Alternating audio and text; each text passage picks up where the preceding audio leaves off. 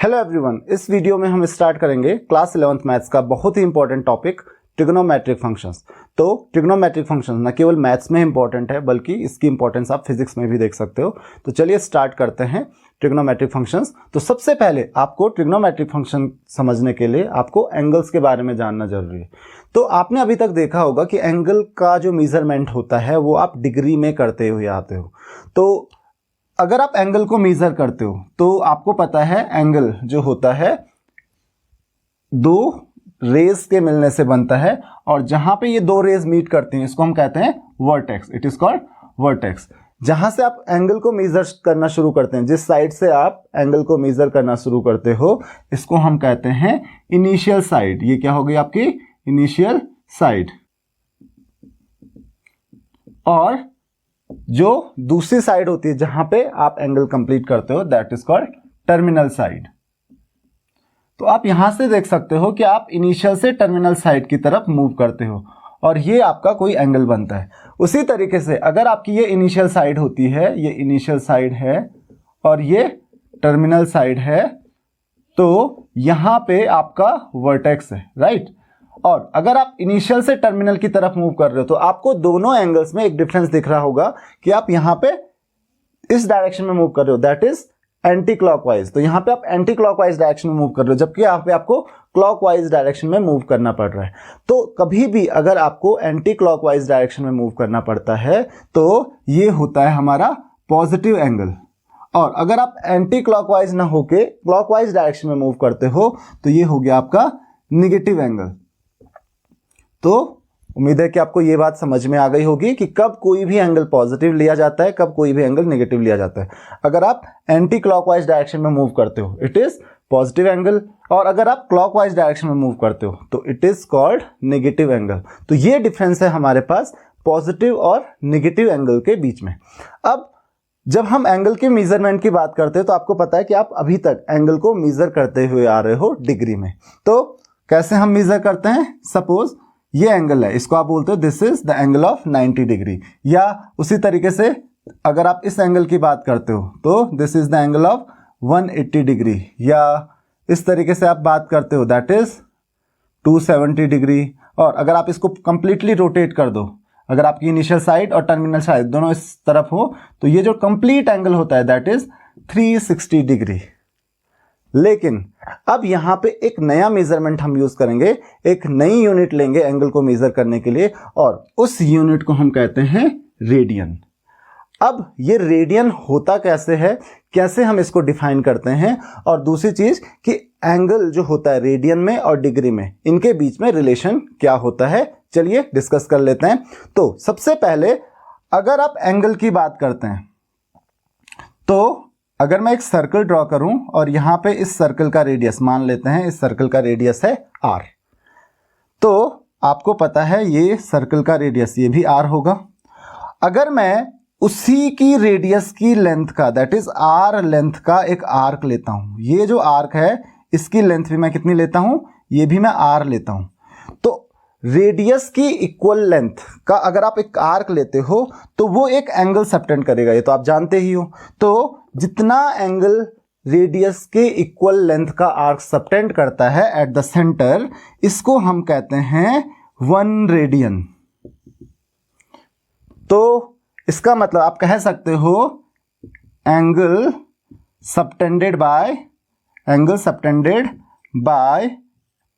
N arc of length r equal to क्या है, that is equal to 1 radian. वो कितना है आपके पास, 1 रेडियन है।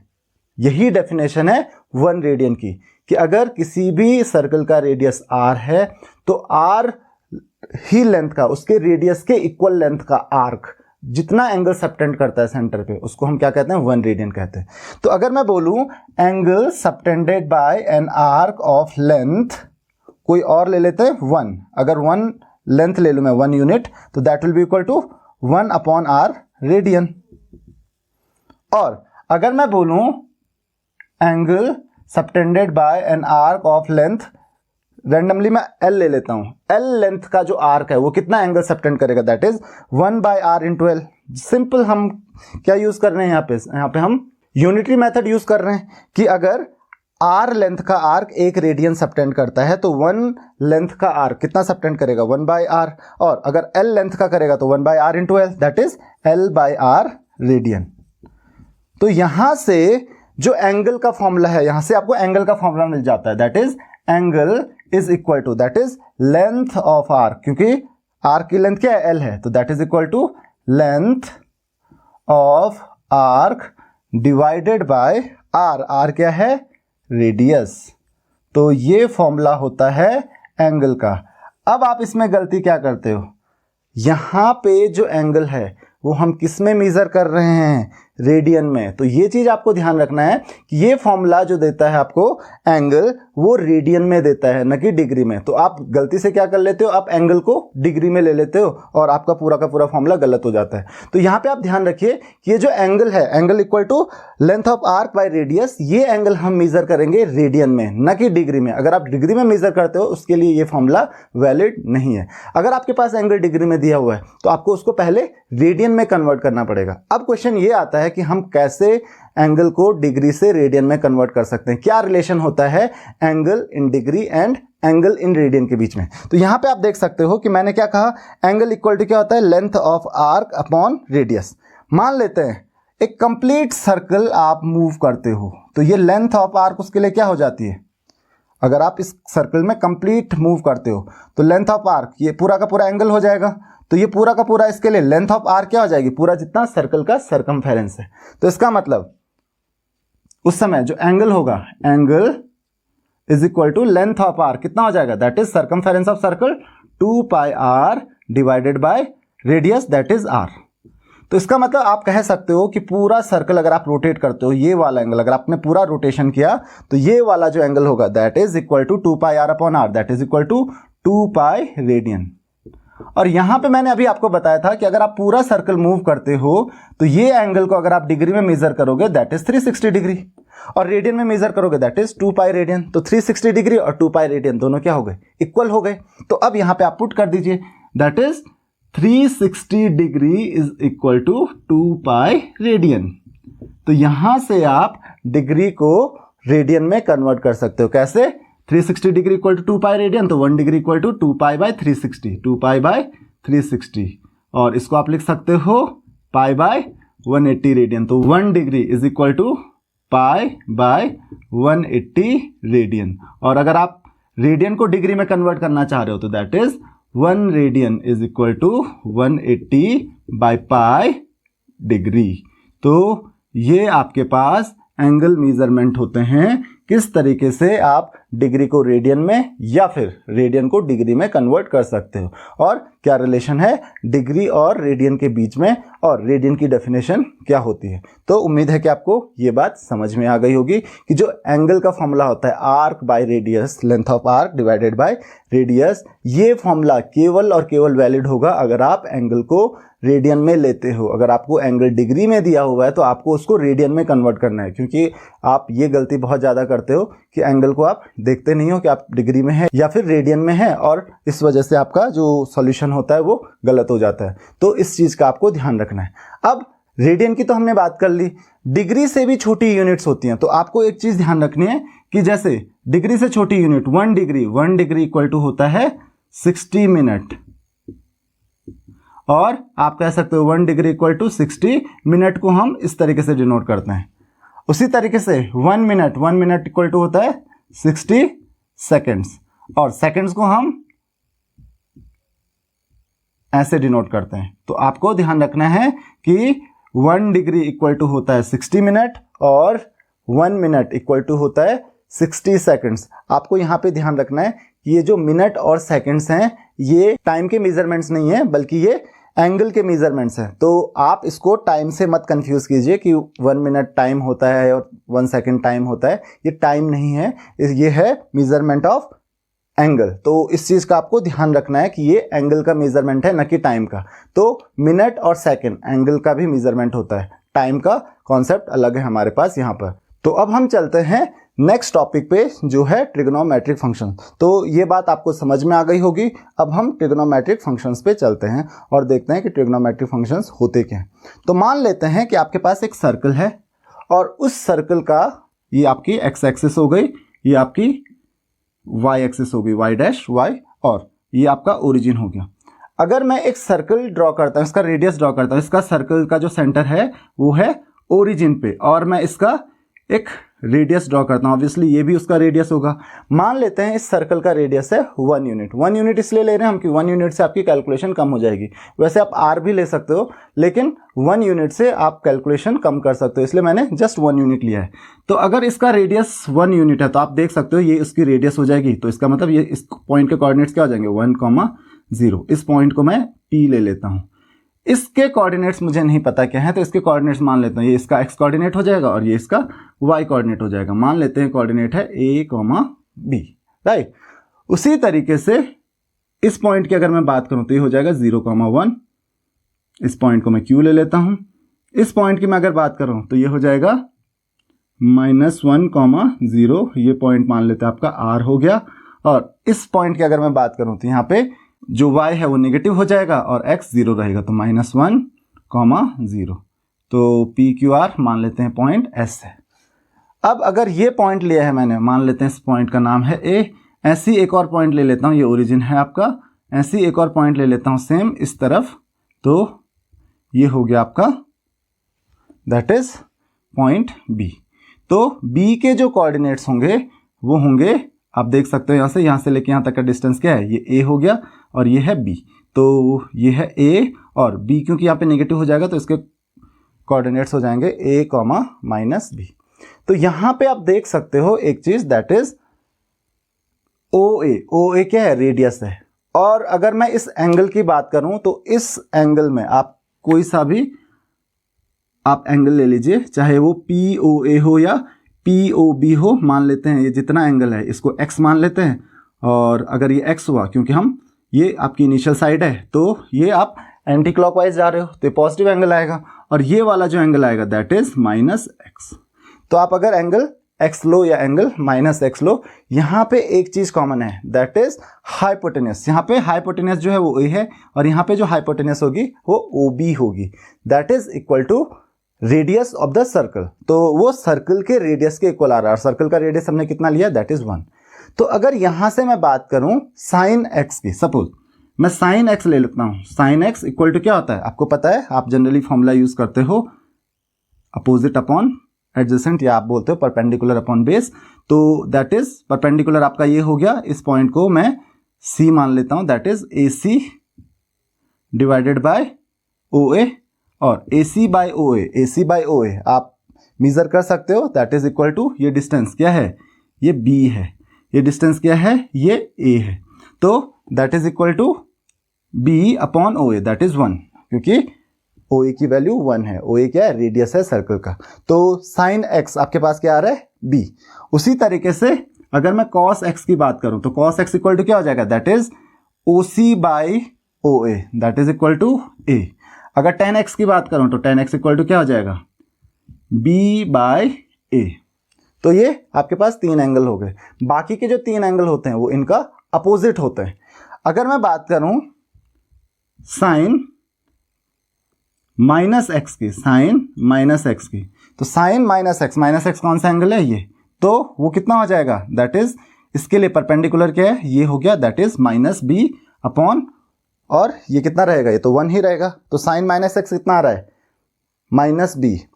cos -x देखते हैं, तो cos -x, cos के लिए क्या हो जाएगा, this अपॉन दिस, that is OC by OB। तो OC तो इस समय कितना है, A ही है, तो cos -x equal to A।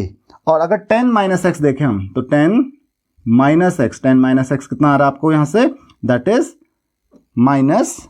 -b by A।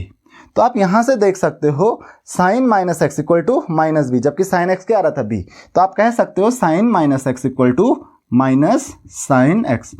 cos -x की वैल्यू a आ रही है, cos x की वैल्यू भी a थी, दैट इज cos -x को आप बोल सकते हो उसकी कोई वैल्यू चेंज नहीं हो रही है। मतलब cos -x लो या cos x लो, उसकी वैल्यू में कोई चेंज नहीं आएगा, वो सेम ही रहेगा। और tan -x की अगर आप बात करो तो tan -x -b by a था, tan x b by a है, तो that is equal to minus tan x. तो आपको ये तीन चीज़ें ध्यान रखनी है, बाकी की तीन चीज़ें आपको ऑटोमेटिकली पता चल जाएंगी।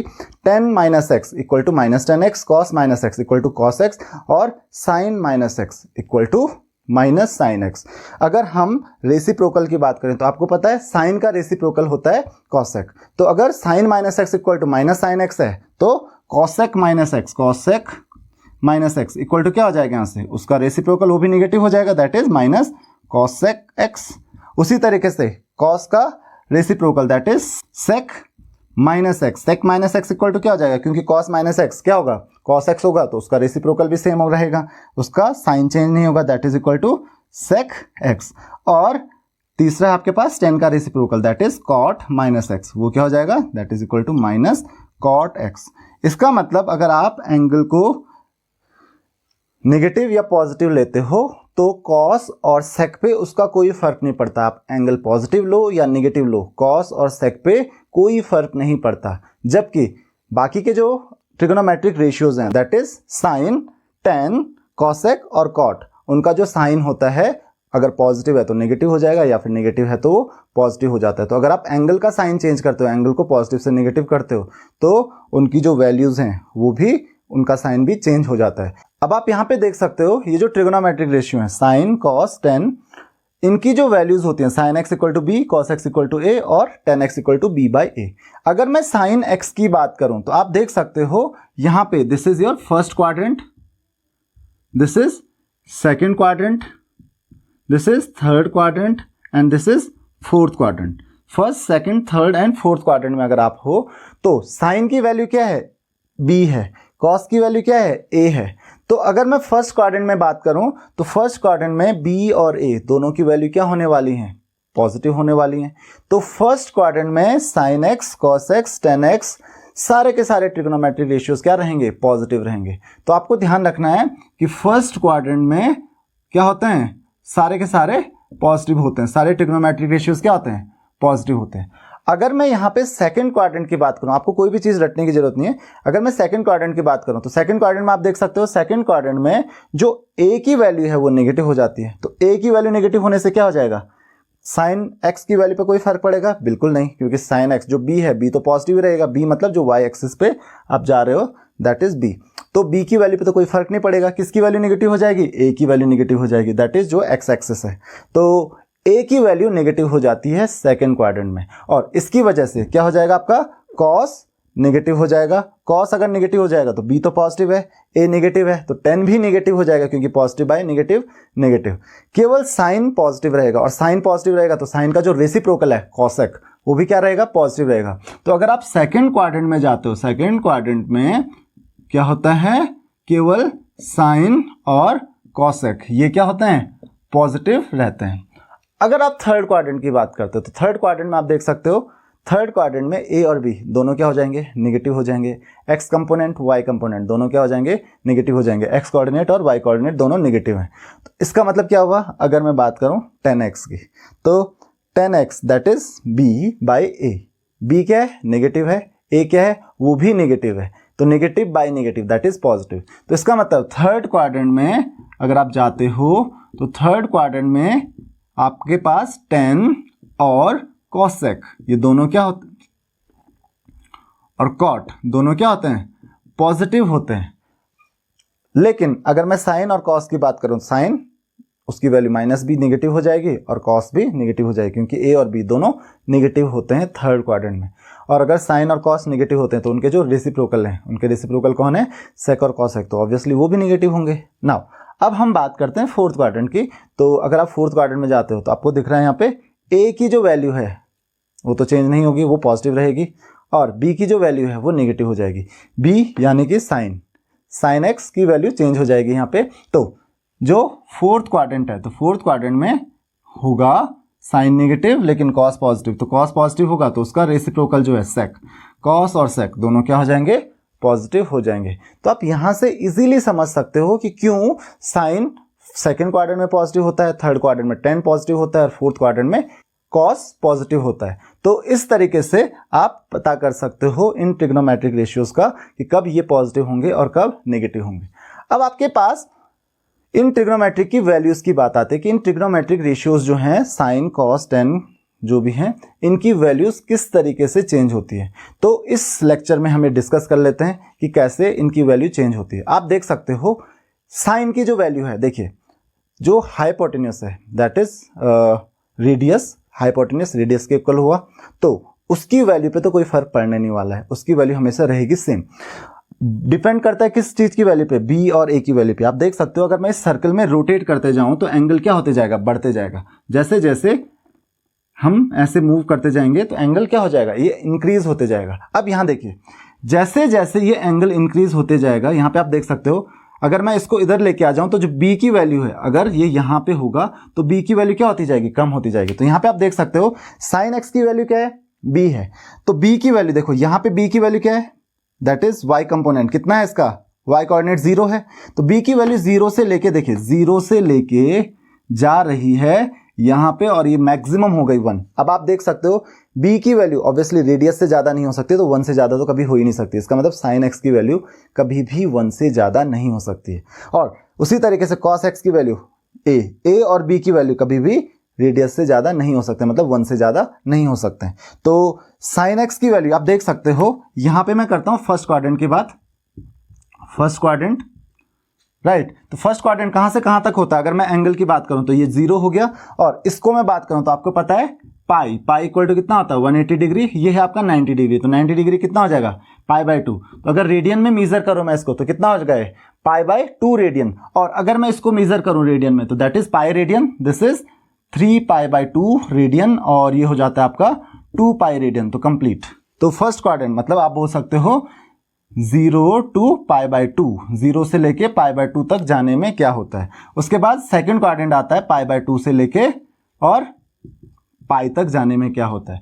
थर्ड क्वाड्रेंट जो आपका आता है, थर्ड क्वाड्रेंट में क्या होता है पाई से लेके 3π/2, और फोर्थ क्वाड्रेंट 3π/2 से लेके 2π तक। तो ये आपके 4 क्वाड्रेंट है। तो जैसे कि मैंने आपको बताया, अभी देखिए जो साइन x की वैल्यू होती है बढ़ती जा रही है बढ़ती जा रही है बढ़ती जा रही है, और देखिए b की वैल्यू पे देखिए y कंपोनेंट जो है वो बढ़ते जा रहा है बढ़ते जा रहा है बढ़ते जा रहा है, और π/2 तक मैक्सिमम हो जाएगा। तो ये क्या होगा, साइन x की जो वैल्यू होगी ये क्या होगी, इंक्रीजेज राइट। अगर मैं cos की बात करूं तो cos x की वैल्यू देखिए आप, cos x की वैल्यू क्या है, पहले कितनी थी, इतनी, दैट इज मैक्सिमम, 0 पे मैक्सिमम थी, वो कितनी थी, इतनी 1। और अगर आप ऊपर जाते जाओगे तो ये जो a की वैल्यू होती है, दिख रहा है a की वैल्यू अब कम होती जा रही है, क्योंकि ये a की वैल्यू कम होती जा रही है कम होती जा रही है, और यहाँ पे कितनी हो गई, 0 हो गई। तो इसका मतलब क्या हुआ, जो cos x की वैल्यू हो गई, cos x की वैल्यू ये इंक्रीजेस कहां से कहां तक, 0 to 1 राइट। अगर cos x की वैल्यू की बात करें तो cos x की वैल्यू क्या होती है, डिक्रीजेस, कहां से लेके कहां तक, 1 to 0। अब हम बात करते हैं tan x की वैल्यू की। तो tan x की वैल्यू आपको पता चल गई 1, क्योंकि 0 से लेके 1 तक इंक्रीज हो रही है, और ये होती है वैल्यू b/a।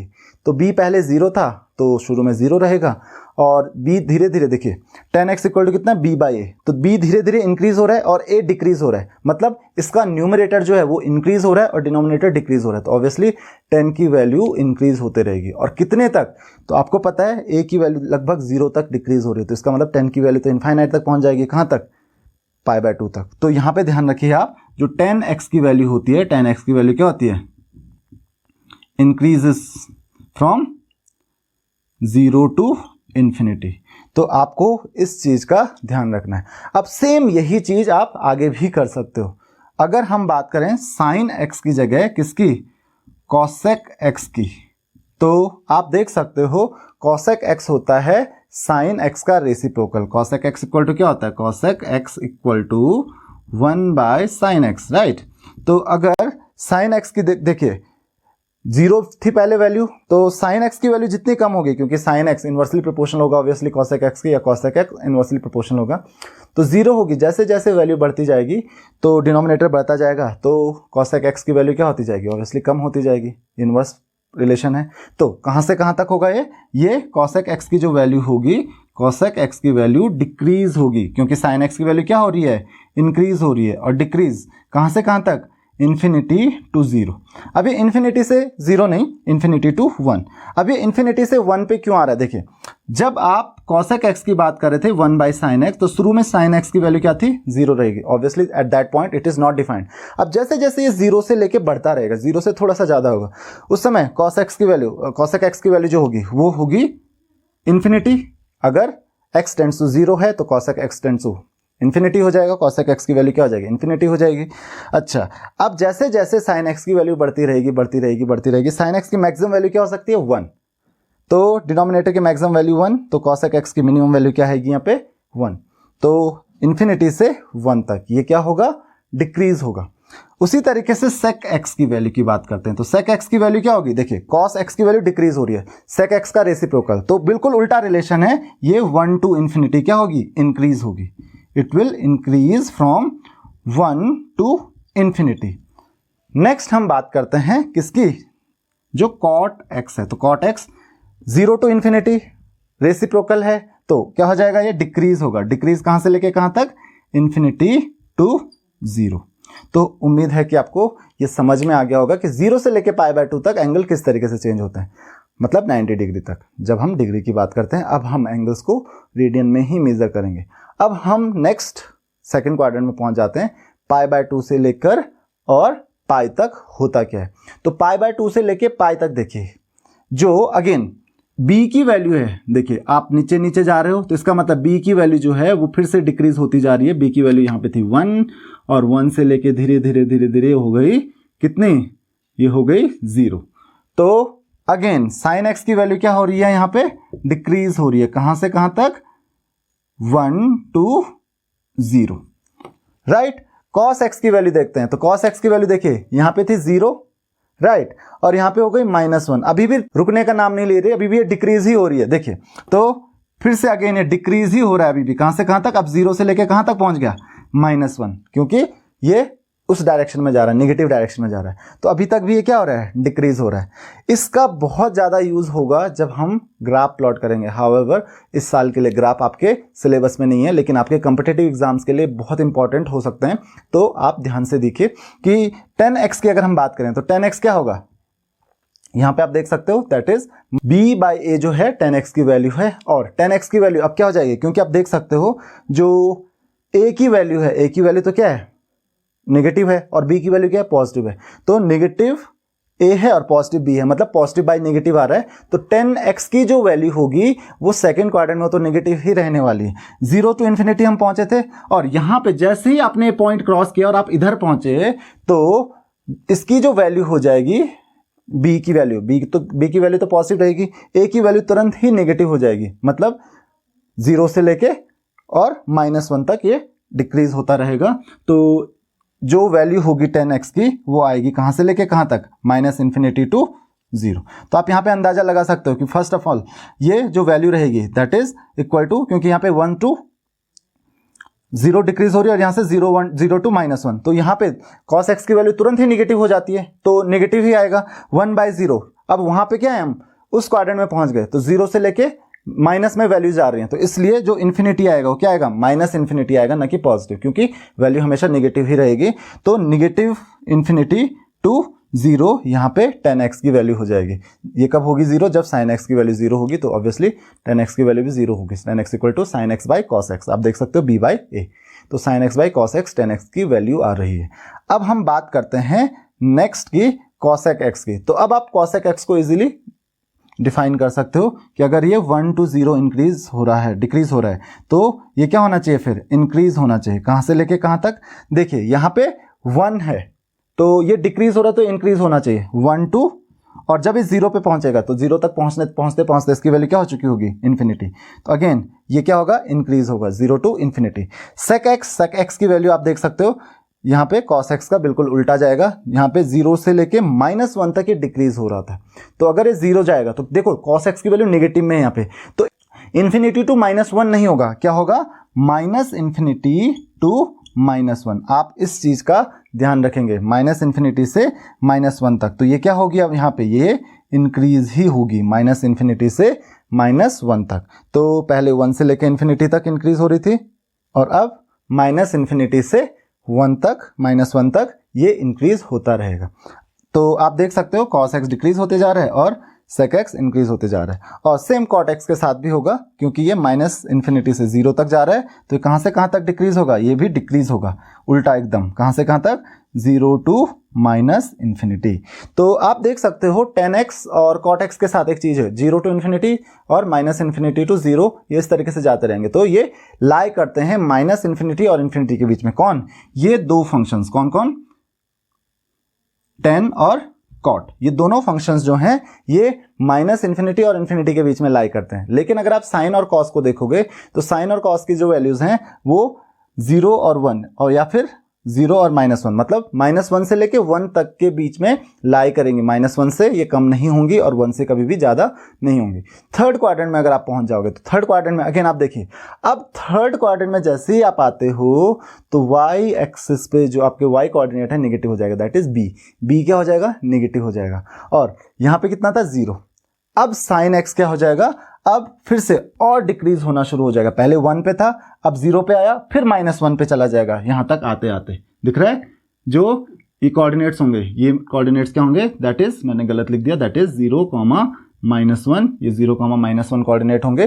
तो यहां पे आप देख सकते हो जो y कोऑर्डिनेट है इसका -1, वो यहां तक आते आते हो जाएगा। कहां से हुआ, -1, 0 टू -1, तो अभी भी डिक्रीज हो रहा है। कहां से कहां तक, ये डिक्रीज होता रहेगा। कहां से कहां तक, 0 टू -1। नेक्स्ट आपके पास आता है कॉस, तो कॉस क्या होगा, इंक्रीज होगा। ये आप देख सकते हो, कॉस पहले क्या था, -1 था और अब कितना पहुंच गया, 0। तो अब ये इंक्रीज होना शुरू हो गया। -1 टू 0 ये क्या होता जाएगा, इंक्रीज होता रहेगा। यहां से आप देख सकते हो -1 से लेके 0 हो जाएगा। और अगर आप उसी तरीके से फोर्थ क्वाड्रेंट में जाते तो साइन एक्स की देखिए वैल्यू, दैट इज b, -1 से लेके अगेन ये कहां पे आ गया, 0 पे आ गया। तो फोर्थ क्वाड्रेंट में ये इंक्रीज होना शुरू होगा -1 टू 0। तो पूरा सर्कल इसी तरीके से घूमता रहेगा -1 और 1 के बीच में। और ये यहाँ पे आप देख सकते हो 0 से लेके 1 तक ये क्या हो रहा है, इंक्रीज हो रहा है। कहां से कहां तक, 0 टू 1। तो इस तरीके से आप देख सकते हो कैसे ये वैल्यूज चेंज हो रही है। 10x और बाकी के जो फंक्शंस हैं उनको आप देख सकते हो कि वो कैसे चेंज होंगे। तो अगेन 10x की अगर हम बात करें तो हम अब आ रहे हैं थर्ड क्वाड्रेंट में। तो 10x इक्वल टू क्या होगा, यहाँ पे कहां से कहां तक थी, -इन्फिनिटी टू 0, तो 0 से शुरुआत करेगा और यहां तक, क्योंकि थर्ड क्वाड्रेंट में पूरा पॉजिटिव रहेगा तो ये पहुंच जाएगा 0 टू इन्फिनिटी। ये होगा इंक्रीज। 10 यहाँ पे क्या हो रहा है, इंक्रीज हो रहा है। चलिए फोर्थ क्वाड्रेंट में हम 10 की वैल्यू देखते हैं। तो फोर्थ क्वाड्रेंट में 10 की वैल्यू अगेन क्या हो जाएगी, नेगेटिव हो जाएगी, क्योंकि यहाँ पे साइन नेगेटिव होता है, कॉस पॉजिटिव होता है। तो यहाँ से लेके कहाँ तक शुरुआत की थी इसने, इन्फिनिटी से शुरू किया था और यहाँ तक पहुँचते पहुँचते, क्योंकि साइन 0 हो जाता है तो जहाँ पे साइन 0 होगा 10 भी 0 हो जाएगा। तो कहाँ से कहाँ तक पहुँच गए, अगेन इन्फिनिटी टू 0। तो आप देख सकते हो कि किस तरीके से ये चेंज होता है। और इन्फिनिटी टू 0 नहीं होगा, ये -इन्फिनिटी टू 0 होगा। तो यहाँ पे अगेन ये क्या होगा, ये इंक्रीज होगा। तो ध्यान रखिए कि यहाँ पे इंक्रीज हो रहा है, राइट, यहाँ पे भी ये इंक्रीज हो रहा है, राइट। तो आप देख सकते हो कि 10x जो है ये कंटिन्यूअसली हमेशा क्या हो रहा है, इंक्रीज ही हो रहा है। देखो यहाँ पे 0 से लेकर इन्फिनिटी तक इंक्रीज हो रहा है। सडनली π/2 से जैसे ही हम आगे बढ़ते हैं वो सीधा -इन्फिनिटी पे पहुंच जाता है और फिर -इन्फिनिटी से 0 तक इंक्रीज हो रहा है। अगेन फिर ये 0 से इन्फिनिटी तक इंक्रीज होगा और अगेन -इन्फिनिटी से 0 तक इंक्रीज हो जाएगा। और अगर हम cosec x की बात करें तो cosec x की जो वैल्यू हो रही है वो इन्फिनिटी टू 0 पहले डिक्रीज हो रही है, अगेन इंक्रीज हो रही है 1 टू इन्फिनिटी। उसके बाद अगर हम बात करें थर्ड क्वाड्रेंट में, तो थर्ड क्वाड्रेंट में आप देख सकते हो साइन x की जो वैल्यू है 0 से लेके -1 तक क्या हो रही है, डिक्रीज हो रही है। तो ये अगेन ये क्या होगी, इंक्रीज होगी। कहां से कहां तक, देखो यहाँ पे नेगेटिव है तो इसका मतलब कहां से कहां तक जाएगी, -इन्फिनिटी टू 1। और फोर्थ क्वाड्रेंट में देखिए ये इंक्रीज हो रहा है तो डिक्रीज होगा। कहां से कहां तक, देखिए ये -1 टू 0 आ रहा है तो ये कहां से कहां तक जाएगा, -1 टू -इन्फिनिटी, क्योंकि नेगेटिव है ये फोर्थ क्वाड्रेंट में। तो ये समझना आपके लिए बहुत जरूरी है। तो इस तरीके से आप बाकी के ग्राफ्स भी बता सकते हो। देखिए ये -इन्फिनिटी टू -1 कॉस, देखिए -1 टू 0 आ रहा है, -1 टू 0 आ रहा है तो ये क्या होगा, -1 टू -इन्फिनिटी क्या होगा, ये डिक्रीज होगा। ये इंक्रीज हो रहा है तो डिक्रीज हो रहा है, अगेन ये इंक्रीज हो रहा है तो ये अगेन डिक्रीज होगा। कहां से कहां तक, ये 0 टू 1 जा रहा है तो क्या हो जाएगा, इन्फिनिटी टू 0। और कॉट का देख लीजिए, कॉट का बिल्कुल 10 का उल्टा चलता है। अगर ये 0 to इन्फिनिटी जा रहा है तो ये कहाँ से कहाँ तक जाएगा, इन्फिनिटी टू 0, तो ये क्या हो जाएगा, डिक्रीज हो रहा है। और अगर हम लास्ट इसकी बात करें, एंड में माइनस इन्फिनिटी टू 0 आ रहा है, तो ये 0 टू माइनस इन्फिनिटी। अब आप यहाँ पे एक चीज़ ध्यान से देखिए, ये डिक्रीज हो रहा है यहाँ पे इन्फिनिटी टू 0, फिर 0 टू माइनस इन्फिनिटी, फिर अगेन इन्फिनिटी पे से शुरू होगा और फिर वहाँ पे 0 पहुँच जाएगा, अगेन डिक्रीज हो रहा है और अगेन डिक्रीज हो रहा है। तो ये दो फंक्शंस जो हैं tan और cot पे अगर आप ध्यान दोगे तो tan हमेशा इंक्रीज होता जाता है और cot जो है वो हमेशा डिक्रीज होता जाता है। लेकिन बाकी के अगर 4 फंक्शंस की बात करें तो ये कभी इंक्रीज हो रहा है, कभी डिक्रीज हो रहा है। लेकिन tan और cot ऐसे हैं, tan हमेशा इंक्रीज होता रहेगा और cot हमेशा डिक्रीज होता रहेगा। कहीं पे आपको ऐसा नहीं मिलेगा जहां पे tan डिक्रीज हो रहा हो या cot इंक्रीज हो रहा हो। तो अब हम इसी बेसिस पे ग्राफ प्लॉट करते हैं। आपको मैंने बताया कि ग्राफ भले ही 11th क्लास में आपके सिलेबस में नहीं है, लेकिन आपके कॉम्पिटिटिव में ये बहुत ज़्यादा काम आने वाला है। तो चलिए अब ग्राफ प्लॉट करते हैं। तो चलिए टेबल का डेटा मैच करते हैं। देखिए साइन एक्स की जो वैल्यू होती है 0 से लेके 1 तक इंक्रीज होती जाती है। देखिए यहाँ पे 0 से लेके ये है π/2, ये आपका पॉइंट आ गया π/2, this is pi, again 3π/2, 2π and so on. तो देखिए पहले ये क्या होती जाती है, इंक्रीज होती जाती है, ये आपको दिख रहा है। उसके बाद 1 से लेके वापस पाई पे 0 हो जाता है। अगेन यहाँ पे दिख रहा है आपको दिस इज 1, ये 1 है, तो मैक्सिमम वैल्यू कितनी जा रही है इसकी, 1 जा रही है। इसके बाद क्या हो रहा है, डिक्रीज हो रहा है। फिर उसके बाद और डिक्रीज होता है कहाँ तक, 3π/2 तक। ये देखिए आपका 3π/2 मैंने एक साथ बना दिया, तो ये 3π/2 तक ये क्या हो रहा है, डिक्रीज होते जाता है। और उसके बाद अगेन इंक्रीज होता है -1 से लेके 1 तक, तो 2π पे इंक्रीज। तो इस तरीके से आपका एक साइकिल पूरा हो गया। 2π के बाद तो फिर से वही गोल गोल घूमता रहेगा। तो उसके बाद ये जो 0 से लेके 2π तक आता है ना, वो बार बार वही चीज रिपीट होती रहेगी। मतलब अगेन इंक्रीज 1 तक, फिर again decrease and so on, ये चलता रहेगा। उसी तरीके से अगर हम cos x का देखें, cos x का हम ग्राफ प्लॉट करें तो ये हो गया आपका sin x का ग्राफ, इस तरीके से बनता है। और sin x का ग्राफ, cos x का ग्राफ, ये दोनों ग्राफ बहुत ज़्यादा इंपॉर्टेंट होते हैं फिजिक्स में भी। तो इसीलिए आपको ये दो ग्राफ समझना बहुत ज़्यादा जरूरी है। तो इस तरीके की वेव्स टाइप की फॉर्म बनती है आपकी sin x और cos x में। cos x का भी हम देख लेते हैं और देखेंगे कैसे वेव्स बनती हैं। देखिए cos x की सबसे पहले क्या होती है, डिक्रीज होती है। कहां से लेके कहां तक, 1 से लेके 0 तक, दिख रहा है आपको। अगेन उसके बाद और डिक्रीज होती है और 0 से लेके ये आती है -1 तक। कहां पे, जब π/2 टू पाई जाते हैं। देखो आप π/2 से लेके पाई तक जा रहे हो तो -1 पे पहुंच गए। पाई से लेके जब 3π/2 तक पहुंचते हो तो ये क्या होता है, -1 से लेके 0 तक पहुंच जाती है। हम इसकी बात कर रहे हैं अभी। -1 से लेके अगेन ये इंक्रीज होता है और जब ये 3π से लेके 3π/2 से लेके 2π तक जाते हैं तो ये 0 से लेके 1 तक पहुंच जाता है। आप देख सकते हो। और फिर से यही चीज रिपीट हो गई, फिर से 1 तक पहुंच गया, फिर 1 से लेके 0 तक, फिर ऐसे फिर ऐसे, और ये भी इस तरीके की वेव रिपीट होती रहेगी। आप अगर सिमिलैरिटी देखें sin x और cos x में तो बहुत ज़्यादा सिमिलर ग्राफ्स हैं। अगर मैं π/2 छोड़ दूं तो अगर मैं sin x का ग्राफ यहाँ से शुरू करता, π/2 से लेके शुरू करता, तो आप देख सकते हो π/2 से यहाँ से सेम ग्राफ बन रहा है। देखिए जैसे इसका है वैसे ही इसका है। तो इसीलिए आपका जो डिफरेंस आता है हमेशा π/2 का डिफरेंस आता है साइन और कॉस में। अब अगर हम बात करें tan की, तो चलो tan का ग्राफ देखते हैं। tan का ग्राफ बहुत ज़्यादा इंटरेस्टिंग है। तो देखिए ये पहले इंक्रीज होता है कहां से कहां तक, 0 से लेके इन्फिनिटी तक। जब आप 0 to π/2 जाते हो तो ये रहा आपकी π/2 की लाइन, तो 0 से लेके ये इंक्रीज होगा इस तरीके से और π/2 तक पहुंचते पहुंचते कहां पहुंच जाएगा, इन्फिनिटी तक, है ना। अब जैसे ही हम π/2 से आगे बढ़ते हैं तो आप देख सकते हो ये -π/2 से इंक्रीज होना शुरू होता है और 0 तक पहुंचता है। कहां तक, पाई तक। माइनस इन्फिनिटी से ये इंक्रीज होता है और 0 तक पहुंच जाता है इस तरीके से, है ना। अब 0 से लेके इन्फिनिटी तक जाएगा। इसके बाद 0 से लेके इन्फिनिटी तक जब हम 3π/2 तक पहुंचते हैं तो 0 से लेके ये इन्फिनिटी तक पहुंच जाता है। अगेन कहां से कहां तक, -इन्फिनिटी टू 0, 3π/2 से अगेन ये फिर से वापस -इन्फिनिटी से 0 तक पहुंच जाएगा। तो -इन्फिनिटी से 0, अगेन देखिए फिर से 0 तक पहुंच गया और फिर से वही रिपीट होता रहेगा। तो आप ग्राफ देख सकते हो, काफी अलग तरीके का ग्राफ आपको मिल रहा है tan x में। तो इस तरीके का ग्राफ मिल जाएगा आपको। तो आप देख सकते हो यहां से लेके पहले यहां मैक्सिमम चल रहा है, फिर ये मिनिमम से शुरू होगा, मतलब पहले इन्फिनिटी तक पहुंच जाएगा और तुरंत ही ये -इन्फिनिटी तक पहुंचेगा, फिर वहां से इंक्रीज होता जाएगा, फिर इन्फिनिटी तक पहुंचेगा और फिर तुरंत -इन्फिनिटी, फिर -इन्फिनिटी से फिर से इन्फिनिटी तक पहुंचेगा। और इस तरीके से tan x का जो ग्राफ होता है वो हमेशा आपको इंक्रीजिंग ही मिलेगा। इसकी वैल्यू हमेशा जैसे जैसे आप एंगल इंक्रीज करते जाते हो tan x की वैल्यू इंक्रीज होती जाती है। cot x का हिसाब किताब एकदम उल्टा है 10x के। देखिए ये आता है, ये शुरू होता है कहाँ से, cot x मैंने लास्ट में बनाया है, तो 10 और cot, ताकि मैं सिमिलैरिटी आपको बता सकूं तो इसलिए मैंने 10 और cot को एक साथ बनाया है। तो 10 और cot में आप सिमिलैरिटी देख सकते हो, क्या है 10 और cot। देखिए पहले ये डिक्रीज होता है, ये शुरू ही इन्फिनिटी से होता है, जब जीरो होता है एंगल, तो देखिए जब 0 to π/2 हम जाते हैं तो इन्फिनिटी टू 0 आता है, मतलब 0 पे ये इन्फिनिटी पे रहता है और उसके बाद ये आएगा 0 पे, राइट, डिक्रीज हो रहा है। अगेन जब हम π/2 पे रहते हैं, π/2 पे तो 0 पे ही रहेगा, अब हम π/2 पे 0 पे आ चुके हैं और ये कहां तक फर्दर डिक्रीज होता रहेगा, माइनस इन्फिनिटी तक, देख सकते हैं आप यहाँ पे, तो ये डिक्रीज ही होता रहेगा। फिर से अगर हम बात करें आगे की, तो उसके बाद देखिए कहां पहुंच गया, फिर से पाई पे इन्फिनिटी पे पहुंच गया और इन्फिनिटी से अगेन 0 तक डिक्रीज होता रहेगा, तो अगेन ये इस तरीके से आएगा। और अगेन चौथे में देखिए तो 0 to -इन्फिनिटी, फिर से वो 0 से लेके चौथे क्वाड्रेंट में ये 2π है, 0 से लेके -इन्फिनिटी तक, तो इसका जो एंगल है उसी तरीके से बनता रहेगा, ये देखिए इस तरीके से, इस तरीके से। तो ये हो गया आपका कॉट का फंक्शन। अब बाकी के जो दो बचते हैं, दैट इज कॉसेक एंड सेक।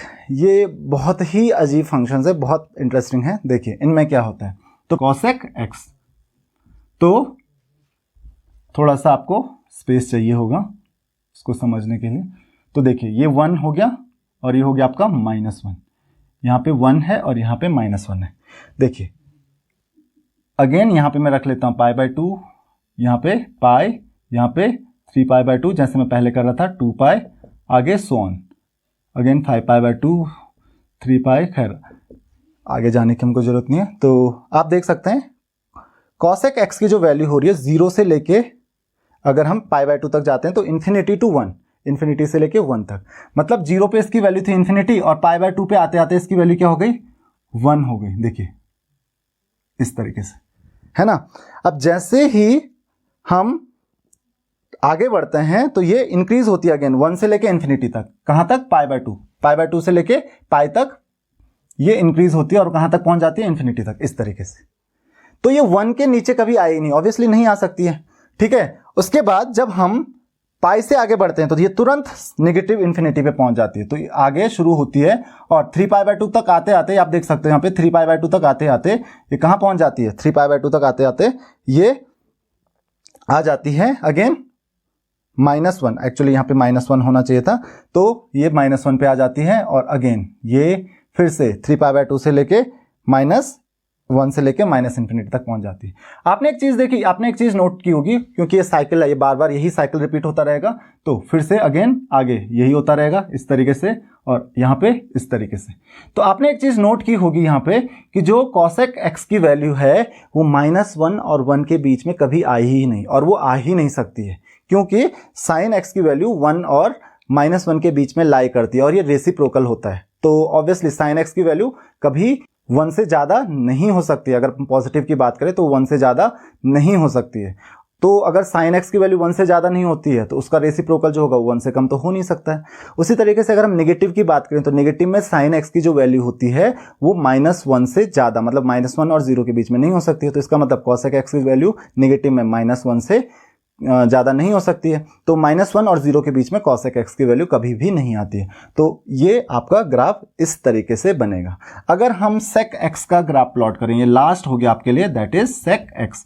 तो सेक एक्स का ग्राफ हम प्लॉट करते हैं यहाँ पे, और ये भी कुछ इसी तरीके से बनेगा, बट थोड़ा सा डिफरेंस है। कैसा, देख लेते हैं। तो ये हो गया आपका सेक एक्स का ग्राफ। तो चलिए इसको हटा देते हैं पहले। तो सेक एक्स का ग्राफ कैसे बनता है आपका, यहाँ पे मान लेते हैं 1 है और यहाँ पे मान लेते हैं -1 है। देखिए सबसे पहले सेक एक्स में देखिए 1 से लेके इन्फिनिटी तक ये इंक्रीज होता जाता है, 1 से लेके इन्फिनिटी तक इंक्रीज होता जाता है इस तरीके से। तो 1 से लेके ये इन्फिनिटी तक इस तरीके से जाएगा। जैसे ही π/2 तक पहुंचे तो देखो π/2 के बाद ये -इन्फिनिटी से कहाँ पहुंच जा रहा है, -इन्फिनिटी टू -1, तो पाई तक आते आते -1 पे पहुंच जाएगा। फिर पाई से लेके 3π/2 तक इसकी वैल्यू जा रही है -1 टू -इन्फिनिटी इस तरीके से। और फिर जैसे ही 3π/2 से हम आगे बढ़ते हैं तो ये इन्फिनिटी से 0, फिर से ये इन्फिनिटी से कहाँ पे आ जाता है, देख सकते हो आप, इन्फिनिटी से ये वापस 0 पे आ जाता है। फिर 2π के बाद आपको पता है वैल्यू रिपीट होती है, तो फिर से 1 से इन्फिनिटी तक पहुंच जाएगा। फिर अगेन इस तरीके से बनेगा, तो ये इस तरीके से बनता जाता है। तो डिफरेंस देख रहे हो आप, इसमें इस तरीके का ग्राफ बनता है और इसमें अपोजिट में। तो दोनों में जो ग्राफ हैं वो दोनों में सेम बन रहे हैं, फिर से अगेन π/2 का डिफरेंस दोनों में आएगा। जैसे साइन और कॉस में आएगा वैसे ही π/2 का डिफरेंस कॉसेक और सेक में आएगा। तो इस तरीके से आप ग्राफ प्लॉट कर सकते हो इन सारे ट्रिग्नोमेट्रिक रेशियोज का। तो होप कि आपको समझ में आ गया होगा कि किस तरीके से आप ग्राफ प्लॉट कर सकते हो।